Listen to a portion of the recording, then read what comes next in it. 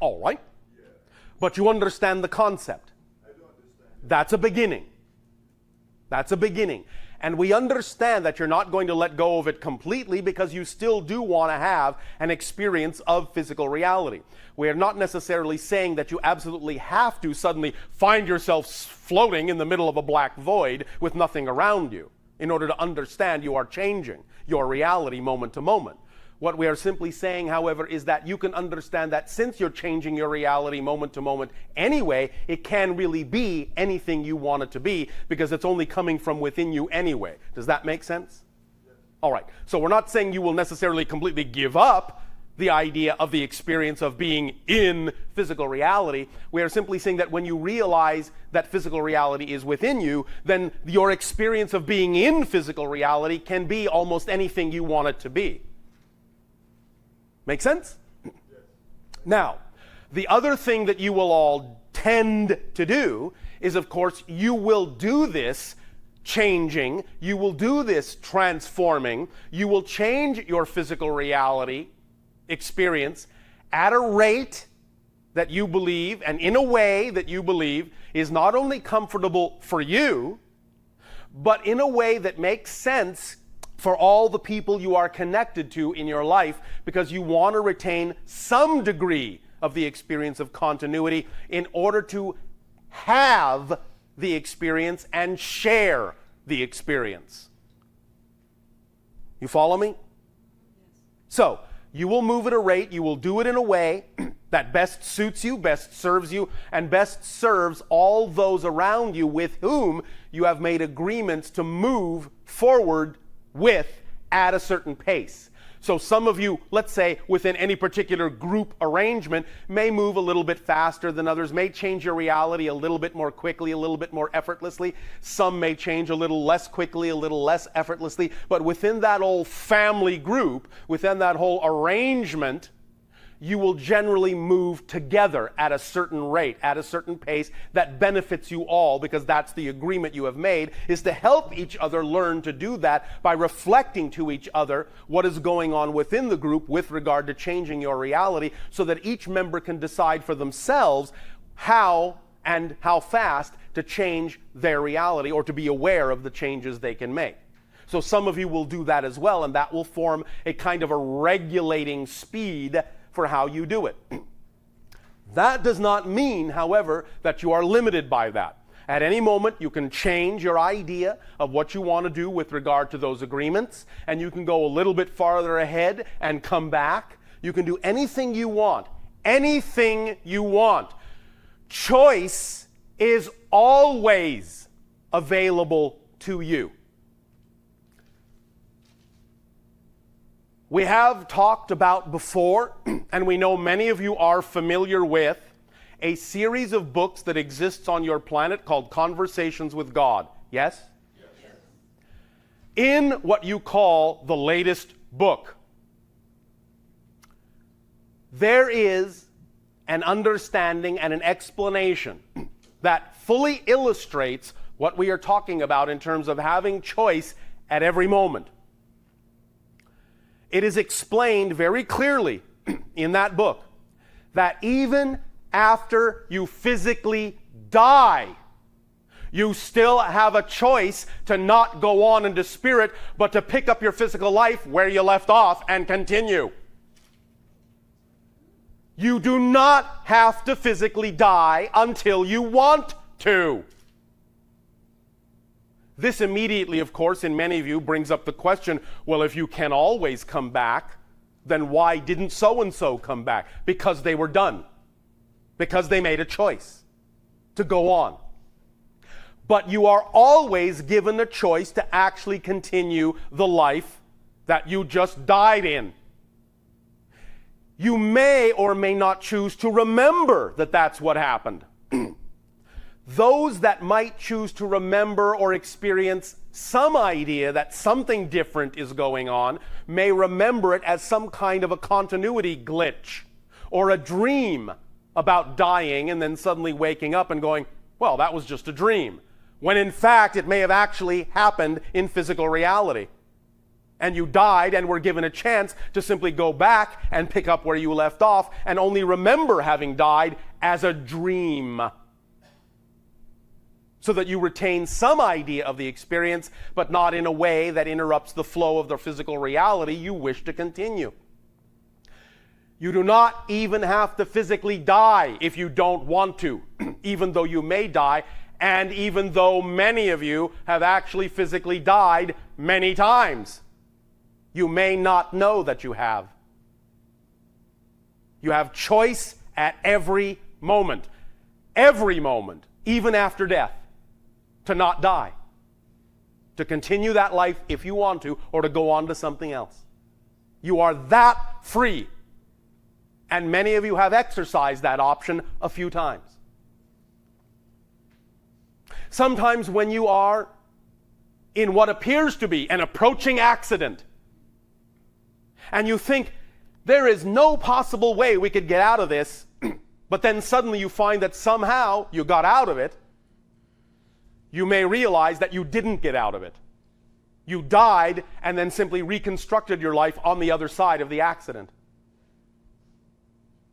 You are that free. That's what we mean by freedom of choice. It doesn't matter. Even if you die, you still have freedom to choose what you would like to do from that point forward. So don't worry about it.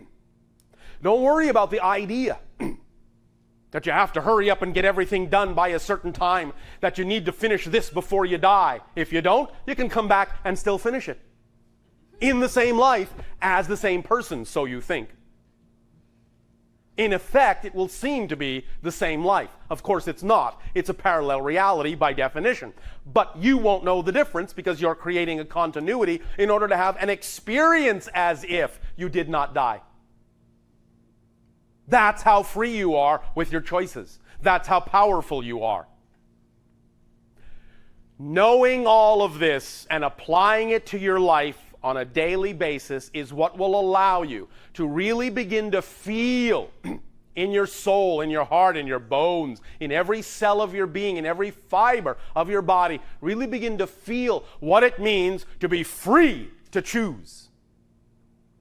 You are unlimited beings, except for the experience of limitation you impose upon yourself, but you impose the experience of limitation on yourselves from your unlimited self. You can experience anything, everything. It simply depends upon your agreements, your beliefs, your definitions. That's all. But this is the time on your planet, now that you have decided it is time to wake up, that it is time to become aware of these abilities, time to become awake to more of yourself. And that's why we have the ability to discuss this with you. That's why you have the ability to implement these ideas and experience this magic in your lives, to see that life is this fluid, this flexible, this magical, this unlimited. Guaranteed 100%. Not because I say so, because that's the way the universe is. That's the way it's structured. This is the great gift that creation has given to all the creations within it.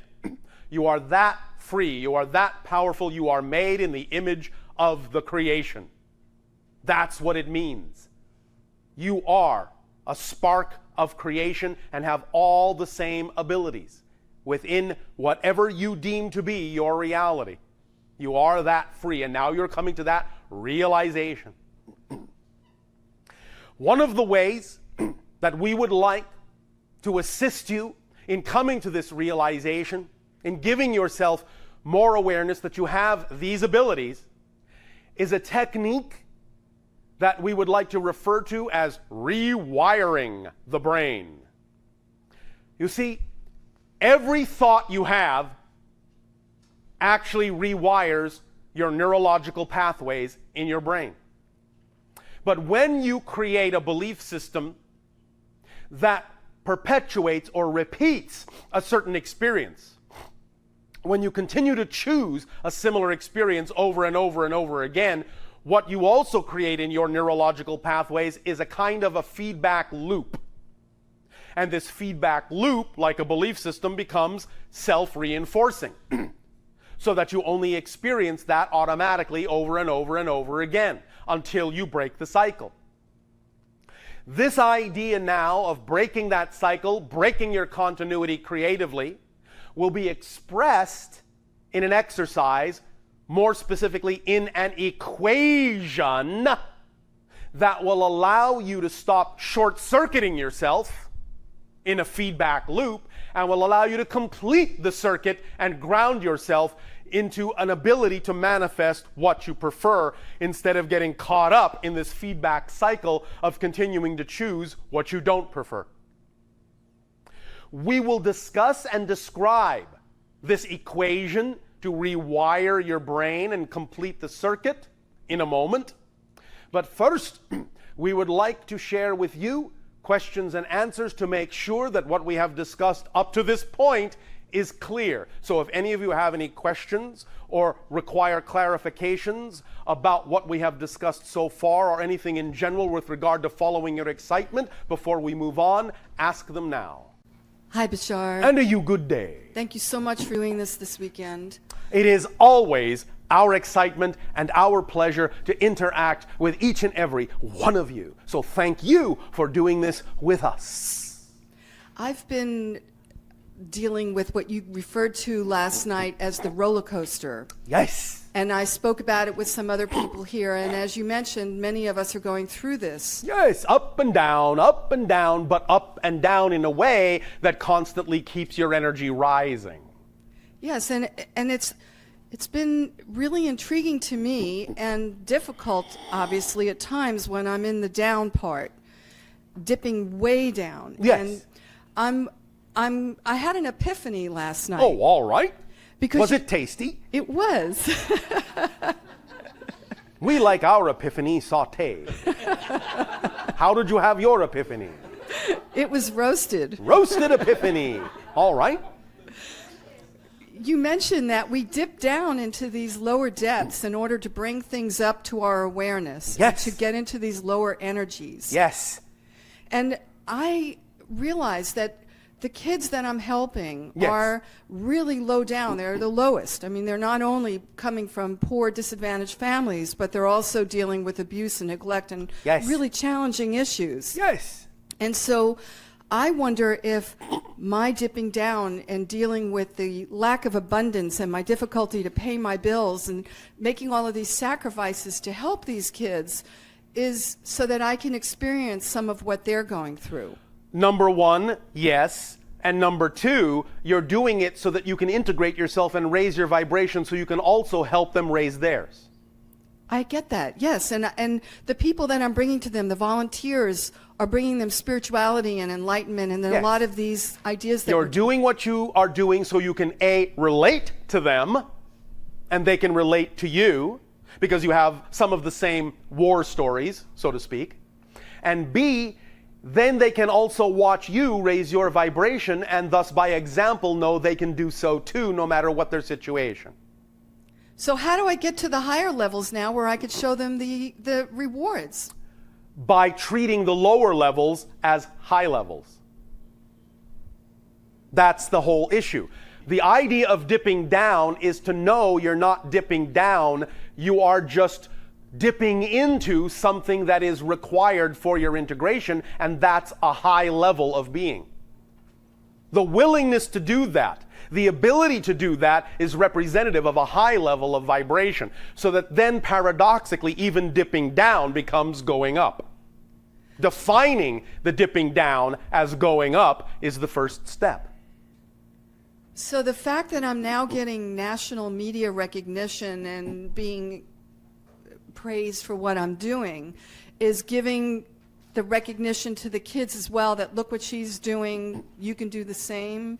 Yes, and also again, it's your opportunity to understand that you need to also work on your redefinitions to show them how to do so as well, so that they can understand that nothing has built-in meaning and how you define it determines the effect you get.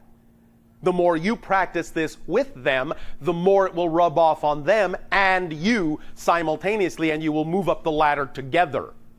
rather than you moving ahead of them. You will move up the ladder together. That's wonderful. And we discussed, the last... One moment. Whenever. One moment. Okay. The difference between you and the advantage that you have in teaching them is that even though you will be moving up the ladder together, the advantage you have is that you know there's a ladder to move up. They don't. Right. You're showing them that there's a ladder. And moving up the ladder together with them is what will really make the biggest difference in their lives, rather than you scooting up the ladder ahead of them and saying, come on, follow me. Moving up the ladder, climbing the ladder together will have the most meaning and impact for them in their hearts. Wonderful. And then the idea that I get into as well is that I feel like my writing and my scripts and all my film projects are on the back burner, and it's not, I keep remembering what you say, it's not this or that, it's this and that. Yes. So inclusivity is the mark of expansion, not exclusivity. So the timing is just not current, but it doesn't mean that it's not going to happen. It's just at the moment the focus is elsewhere. That is true. But the issue is it's not about whether or not it's going to happen. It's about what is happening that you then are willing to recognize as a part of the whole picture, as opposed to breaking it off into pieces. When is this going to happen? When is that going to happen? It's all happening right now. In whatever is happening, that's part of it. You have to learn to make no difference between the two. And then there will be no experience of difference. Wonderful. And then the other piece of that, which we've talked about in the past, is the fact that I'm going to be helping the hybrid children to acclimate to being on Earth. And the work that I'm doing with the kids on Earth ties into that. Yes. Many of you will have that experience, and no, we cannot elaborate on that at this time. Okay. Thank you so much. Thank you. Hello, Bashar. Wonderful to experience you. And to you, good day. I have a question about death, and I understand what you've just explained. Yes. And my question may answer itself as I ask it, which will be embarrassing. But Why would that be embarrassing? Is that not to be desired, that Yes, you it is. understand the question contains the answer? Yes. All right. All right. So the question is, do we ever come to a point where we choose not to continue to create a physical experience to experience? Yes, you can have that experience. Again, remember, all things are concurrently simultaneous. So all the physical experiences exist simultaneously with all of the non-physical experiences the greater you is having. But you can create an experience, a continuity experience, that you go through a series of physical lives and then do not incarnate anymore. You can create that experience, yes. Does that become permanent and final? Unto itself, yes, that's an experience. But again, remember, since all your physical lives are simultaneously concurrent, your consciousness can, if it wishes to, at any given moment, change that. But that idea, the idea you have just defined of going through a series of physical lives and then not having to incarnate anymore, that experience is its own reality. And in that reality, that's the only thing you experience. Bashar, Does that make sense? Yes. All right. And I'd like to know more about that. Have you had that experience, and can you describe? Yes. Well, it's simple. It's simply the idea of what you call physical death passing into spirit and saying, I recognize that I am done with that experience in that way, and I will move on to something else. It's as simple as making any kind of similar decision you would make as if you were changing a job or changing a school or changing a house. I'm done living there. I'm going to live over here now. I've made my decision. I'm never going to go back to that house. Simple as that. You've had that experience many times, haven't you? Yes. That's all it is. Yeah. Remember, what you don't really understand at this point, but are beginning to or will understand, is that when you get into spirit, you have a completely different perspective and a completely different experience from that point of view about physical reality. I'll put it to you this way, in some senses. It doesn't always have to be this way, but generally, this is a truism for most people moving from physical reality into spirit, for most people having that transition experience. When you are in physical reality, the non-physical spirit reality kind of seems unreal, kind of seems like a dream. When you are in spirit, the physical reality seems unreal, kind of like a dream. So the idea is that when you move into spirit, it's kind of like waking up from a dream and saying, oh yes, now I remember, this is who I am. And, well, I don't need to do that anymore. That was a dream, that was then, this is now. This is the reality. That's just a dream. You see? Yes, that's very clear. Thank you. Thank you.